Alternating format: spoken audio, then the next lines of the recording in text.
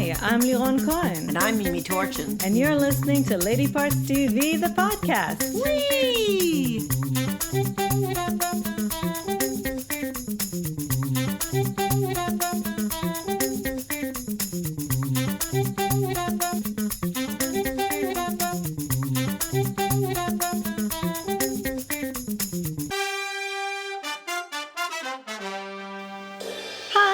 Well, hello. that was weird. It was weird, but... Hi, Mimi. Hi, Liron. And hello out there. Hi, everybody. Our shows are back. We're back to being very busy with a full schedule. So far behind. Full schedule. Oh, I watched the episode 4 of season of House of the Dragon last night. Oh, my God. It was so crazy. It was so good. It was excellent. All right. We're not talking about that today, though. No, but I just wanted to... We didn't... Did we talk about it? No. I love it. We're gonna have to do a Mimi corner. Mimi's Okay. corner, because you have those dragons, too, on your Mimi's corner. But we'll tell you in a minute. We're going to go on hiatus after this podcast because we're traveling and doing a bunch of things and we won't be able to podcast with you. But we will be back. And Lola is back right now. We will be back in time for award season, all the movies that are coming out, which there are quite a few that we're looking forward to. But let's start with the stats, and I promise that next time it will be a lot more than today. Oh, yes. Today we tallied 8 primetime shows. That's it? Yeah. We watched some movies and things, out of which written or co-written by a woman, 5, 62%. Excellent. And directed 2, which is 25%. Right, but it's not a sample that represents much. Okay, the first thing we want to tell you about today is a new movie. It's called Plan A, not to be confused with Plan B. It premieres October 14th in select theaters and video on demand. Written and directed by Doron Paz and Yoav Paz, based on the book Nakam by Professor Dina Porat, who is the chief historian at Yad Vashem. Easy for you to say. It is. Starring Michael Aloni, who you might remember from Shtisel. Shtisel, he's so cute. Sylvia Hoeks and August Deal. And you know how we have to tell you whenever there's a Holocaust movie that comes out. It's kind of an obsession of mine. Well, and this is Mimi, post-Holocaust, Mimi's a little bit, by proxy, has to be obsessed with them too. I'm not obsessed, but I find them very difficult, and but I am often compelled to watch. And, you know, we were just talking about it yesterday, about how all these years later, there are still so many stories we've never heard of and every single one of them is worthy of an epic. That's right. I think every single person who experienced the Holocaust has a story to tell. Absolutely.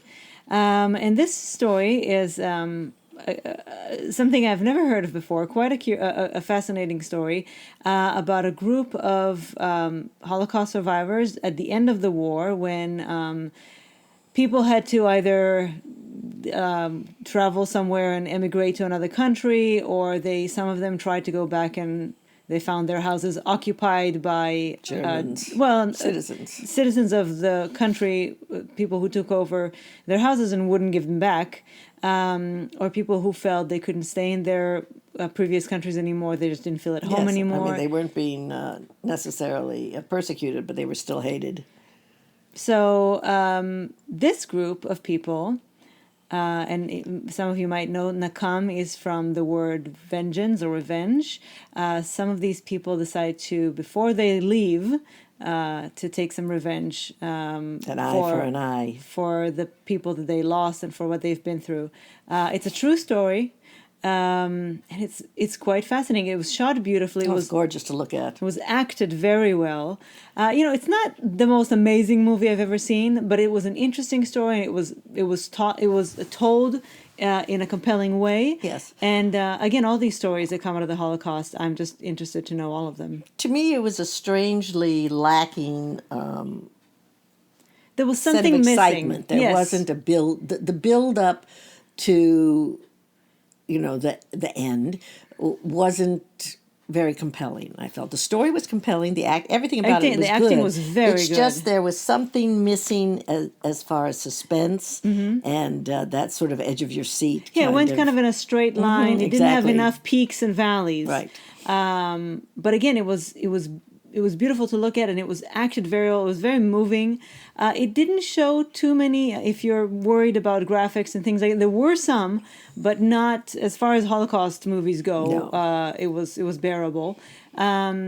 And again, it's just I want to know all the stories, and this is a very interesting one. And you do ask yourself, and they ask the question, and nobody truly ever answers it, because I don't think there is an answer. I mean, there are multiple, an infinite amount of answers, but when we saw this group that took revenge, I kind of turned to Mimi and I said, and that's not the question that I'm talking about, but I said, they should really be grateful that the Jews didn't take revenge. You're not kidding. For what happened to them, because they could have. They didn't, and that's the reason I'm saying that the question is because they always ask, why did you go like lambs to the slaughter? Why didn't you fight? And I think that there are a lot of different answers, and I think one of them is offered at some point about somebody else. When you give a person just the slightest sliver of hope, they will do whatever they can to hang on. Well, to that wasn't the question though that was asked.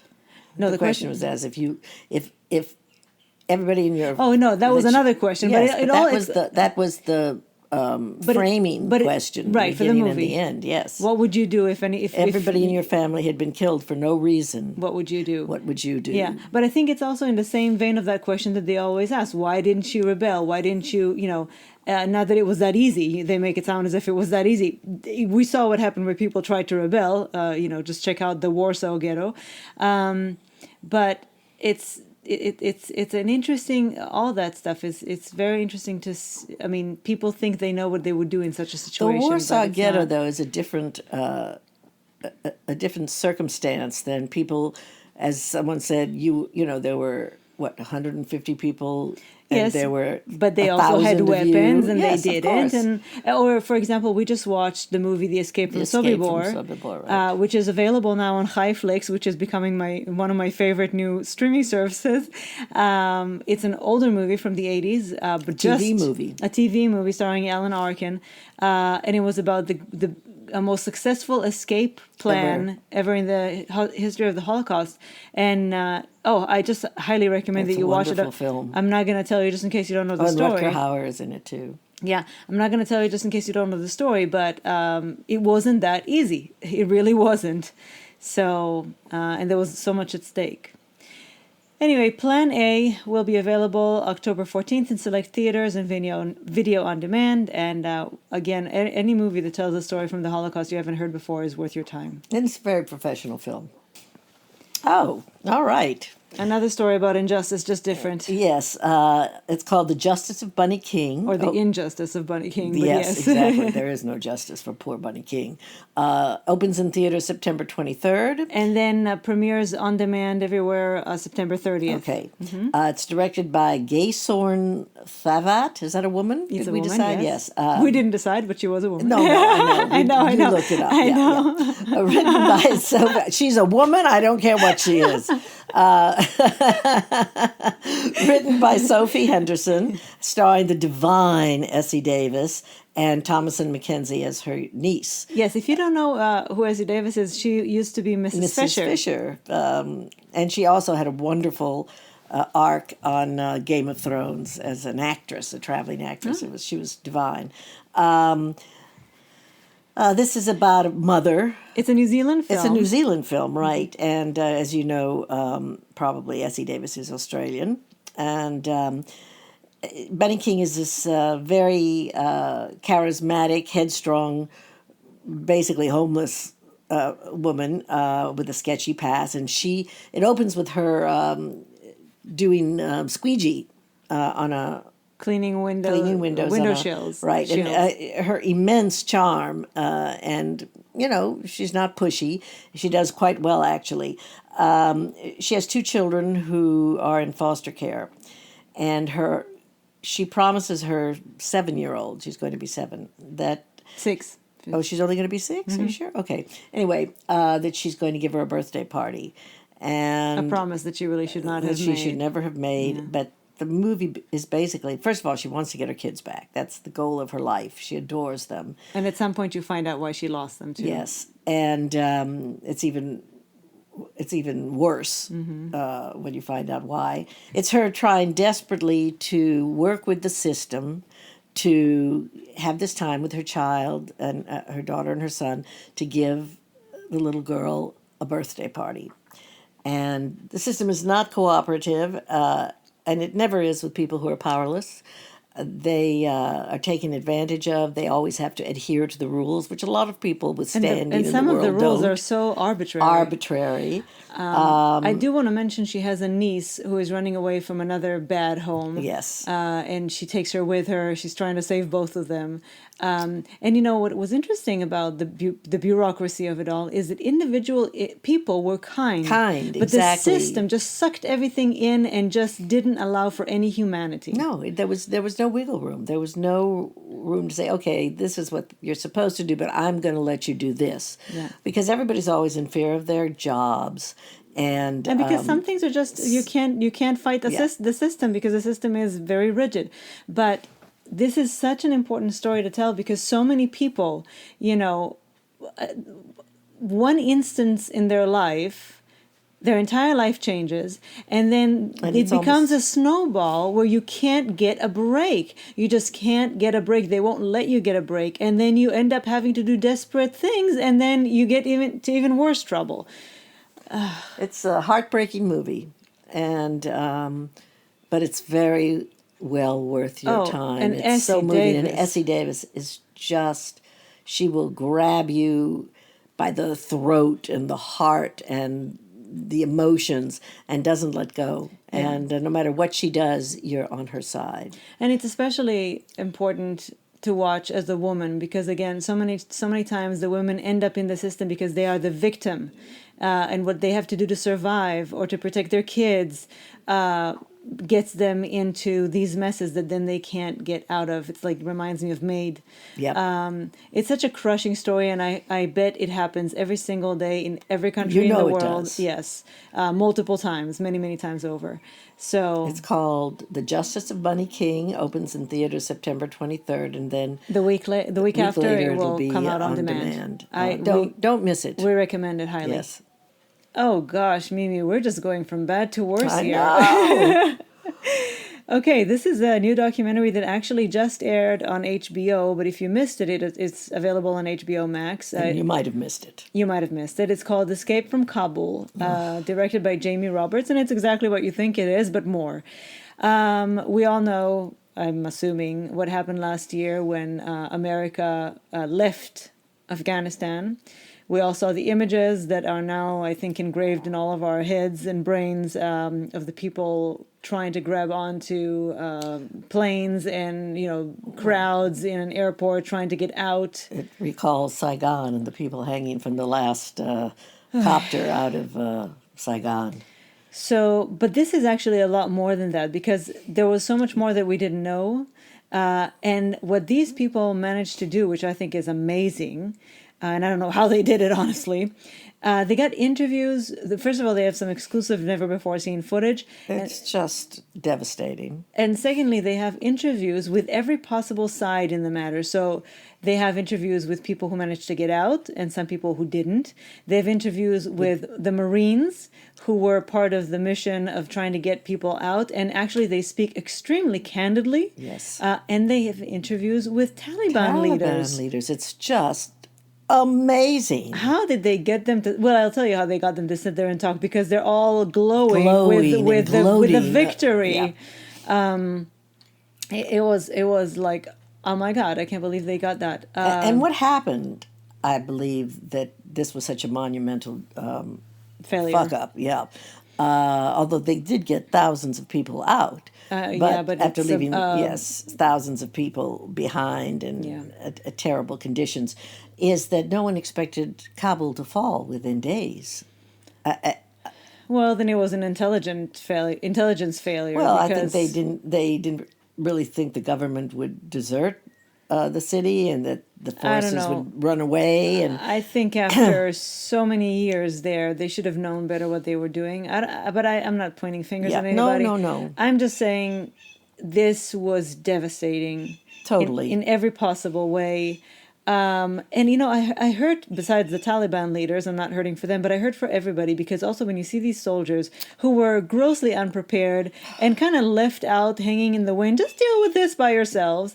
It was heartbreaking. These people, everything, all sides went through a few days there. And then, of course, many of them suffered I think greatly it's later. what, did they 18 days or something Yeah. from when they started. Yes, hold on. Lola wants to get to the window. Go on. Oh, she wants to sit here. Oh, I thought she was the Okay. birds. Lola. What you're hearing now is Lola making one of our papers into a binky and lying on it. And now she's sniffing the microphone. And of course, we know that a lot of people who were left behind died later, were executed, were tortured. And even what they had to endure in those days Those that they were days of waiting, the conditions. Thousands of people crammed into a very small space, trying to get through a gate Yeah. to the airfield. Yeah, it's horrible. I mean, you will see things there that I never even imagined, and it's horrible. But I kind of feel that it's important to know, and it was really, really good. It was really gripping. Very well made. It's not too long. No, it's an hour and 17 You'll only minutes. suffer for a while, Yeah. unless you suffer afterwards, which you sort of can't get certain images out of your head. Yeah, But, but really to hear what they managed to do, which is to get all the sides, I think that is something that you don't get to see a lot. First of all, because you don't always have access to all sides. That's Lola. You don't have access to all sides, but also, okay, but also because not all documentaries are very good at presenting all sides. Anyways, Kept from Kabul, available on HBO Max to stream now, and it's very, very powerful. All right, now we can go from the sublime to the ridiculous and Oh talk my about. gosh! All right, I have to say I'm not surprised. Oh no, not at all. Anyway, the series is Monarch. Tuesdays on Fox, created by Melissa London Hilfers. starring Susan Sarandon, Anna Friel, Trace Adkins, and Beth Ditto, among others. Let's start by after you talk about what it's about, I want to talk about every single one of these four people. Just for a Okay. minute. Well, it's the Romans. This is the family. They've created this dynasty, a country music dynasty, and they're everything that you would expect a country music. So in other words, they're the Judds. Well, except that there's a male. Yeah, no, I know they're not. A strong male. But they're, yeah. Yes, but Susan Sarandon. Susan Sarandon is basically the head of the family as far as the star power goes, and and her husband though Trace yes. Adkins here is also very big Very, in his very own big. right, and their daughters are Anyway. somewhere in their footsteps. Something's happening, going to change the dynamic of their family life. And that's what the story is about. And it's terrible. It's terrible. It's just terrible. I mean, we only watched the first two, Now, I have to which say are that available also for you. We always say that, the pilots are never as Pilots quite are as not necessarily good. a good indication Right, of what the show it is going to shows. be. This one was, but when we watched the second episode, which I felt we really had to, I liked it better. And we have access to all six, by the way. We didn't have enough time, and we didn't feel as compelled to watch more because it was just Singing bad. is wonderful, and apparently Anna Friel, who sounds great, does her own singing. Yeah, but I mean, these days you don't have to. All you need to do is do and then they auto-tune it. I think one of there's a couple of really big weaknesses besides it's just tacky. Trace Adkins cannot act. I mean, he's a towering figure, and he's a country music legend. And he's a terrible actor. But he's a terrible actor. And Anna Friel, as much as she's a good actor, she just lacks the charisma to lead such a show and to make me want to watch her. And once again, this is just one of my pet peeves as a member of SAG, even though I'm not a working member of SAG. Why do they have to get a British, basically non-singer, though she did, they did manage to make her sound quite excellent. why couldn't they get an American to play this role? You know how many American actors, actresses, and singers there are that could have filled this role? What is the point to me of also, going? it's not like Anna Friel is particularly No, and she's good. not a big star. No, and she's You not. know, She's not a great singer. She's not. I objected to this mightily in Nashville as well. But at all least those there they were Australian good. kids. Yeah, but you don't think that there's a million American kids who could do that? I do, but at least they were very good singers and they were unique. Anna Friel, I wouldn't cast for this even if she were an American, personally. No, she's a good, Yeah, wonderful actress. but this is not- But she just lacks the star power, Yeah. the charisma that this character should have. Although it is a battle for her. She has a sister but who's really still. a better singer. Right, so and- Beth Ditto, who plays her singer, who, by the way, is a lesbian on the show. Her character is a lesbian. And is she a lesbian in real life? Do I you don't know. I don't know. Well, she never made a pass at me. That's what I always used to Anyway. say at Soap Opera Weekly when rumors would come through. I'd say, "Never made a pass at me." So Anyway, she actually, I think, has much more charismatic presence than Anna Friel, which, I guess is kind of in line with where the characters are going. Susan Sarandon, who I can't help, I still enjoy watching and everything. we hated what she did during the 2016 election, but we just love her. I can't help it. She's I know. a firecracker. However, I'm not sure that she's going to figure in as Heavily. as heavily as we thought. And so, if you're going to watch it just for her, I don't know if she's a good enough But reason. you can watch the first one. Certainly, and I mean, she's still She's still going to be and yes, and a it's still presence. fun to watch her. I just don't know if she has enough airtime to justify watching it for her. And I don't even know if you're a country music fan, if this is going to make you. But you see, I didn't But feel it that way isn't. about Nashville. Nashville was just I a good loved show. Nashville. Nashville Exactly. was a This is no fabulous show. Nashville. At first, I thought maybe they were trying to do an Empire. It's not Empire either. But it's closer to Empire than it is to Nashville. I just don't know what to make of this show. It's a soap opera about country music, and it's just tacky. But it's not entirely unentertaining. No, it is not unentertaining, and It has all the It got tropes. more entertaining to me as it went on, and I might, even watch another one. I'm so loath to add another series to my Unless it's really worth unless your it's something time. really worth my time. Yeah. because I have 16 Walking Deads I haven't seen. Not to yet. mention all the medium reruns. Well, that's different. Start TV is my addiction. I'm already on like the 5th round of Rizzoli and Miles. I can mouth the lines with them, but I don't know, it makes me feel good. Good. That's what's important. So anyway, Monarch. Tuesdays on Fox. If you Try feel it. like, it's not, it could be just the right amount of bad, to be fun. Yes, and there's a lot of shows like that. Yeah. And this one at least has And they don't Susan spare Sarandon the in it. horses. I mean, it's flashy and glam and Literally, by the way, there are horses in It's there. expensive looking and go Yeah. for it. Interesting. It's a Texas music scene. Right. Yeah. Okay. Okay, now we just have a couple of heads ups for you. The first one is for a spin-off, which is, when we were looking at all the new shows that are coming to television this fall, I thought, this is the only one that really excites me. It's called The Rookie, Feds. Premieres Tuesday, September 27th on ABC, and a spin-off of, as you may guessed it, The Rookie. created by Alex E. Howley and Terrence Paul Winter, and starring the delightful Niecy Nash and Britt Robertson, who you might know from For the People, not For All Mankind, for the People and other things. This was actually presented already during the latest season of The Rookie in a 2-episode arc where Niecy Nash, her character is Simone Clark. She's the oldest rookie in. Right, before that, Nathan Fillion was the Yes, old but one. he's in the LA police force. Oh, right, This is right. This is FBI. All of the FBI. Still in the academy. When she comes onto The Rookie, she's still in the academy.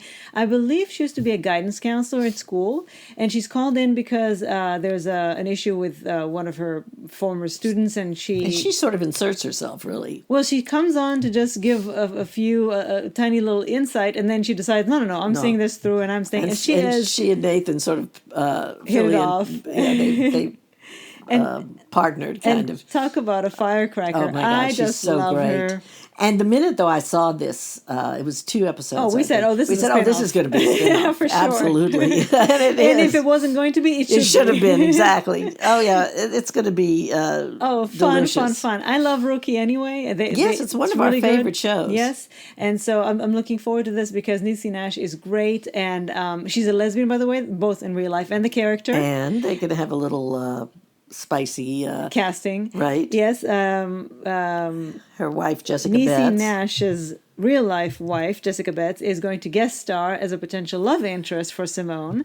Anyway, this is going to be fun. It is. I can't wait. If you like The Rookie, I'm sure you'll love this. And if you like Niecy Nash, you're going to love this. Exactly. And I can't see how it'll miss. Absolutely. So The Rookie Feds premieres Tuesday, September 27th on ABC, and we're going to be looking forward to that. And just a little heads up for another documentary that we haven't had a chance to watch, but I think might be of interest to you. It's called Nothing Compares. Let's see if you know what it's about. It's available to stream for Showtime subscribers Friday, September 30th, ahead of the actual premiere on Showtime Sunday, October 2nd, directed by Catherine Ferguson.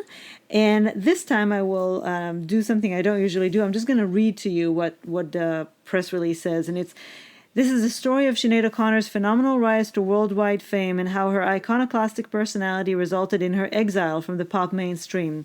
Focusing on her prophetic words and deeds from 1987 to 1993, the film reflects on the legacy of this fearless trailblazer through a contemporary feminist lens. I think for a lot of you, Sinead O'Connor was very much a part of your personal musical history. She was a very interesting person and a very interesting musician. I wasn't a particularly big fan of But you don't even though. have to be a big fan to appreciate exactly her role in the culture and who she was. And this is especially it takes a feminist perspective. Mm-hmm. So I think it's going to be interesting. And I just wanted to alert you to the fact that it's on, because I think for a lot of you that will be something you'll want to see. So Nothing Compares. Again, if you're a Showtime subscriber, it will be available to you for streaming Friday, September 30th. And then it premieres Sunday, October 2nd at 10 p.m. Eastern. I think it's very funny that it says Showtime subscribers will be able to see it in advance, and then Showtime subscribers will be able to see it on October 2nd. I mean, it's going to be on Showtime, so you have to be a subscriber. I guess so. But you know how it's streaming? You can stream it on September 30th, and then it airs on October 2nd. I see.Got it. Okay. Got it? Okay. I just wanted to clear that No, up I think 'cause that's a good question. Absolutely. Yeah. It sounds like much ado about nothing as far as that preview, Anyway, it's but only okay. it's on like a 2-day pre-premiere. Anyway, that's what we have for you today. Shana Tova. Shana Tova, my love. Oh yes, Shana Tova. I sound so American. Well, you are an American, so that's true. okay. Happy New Year to Happy all of New you. Year Happy to all of Jewish you. New Year.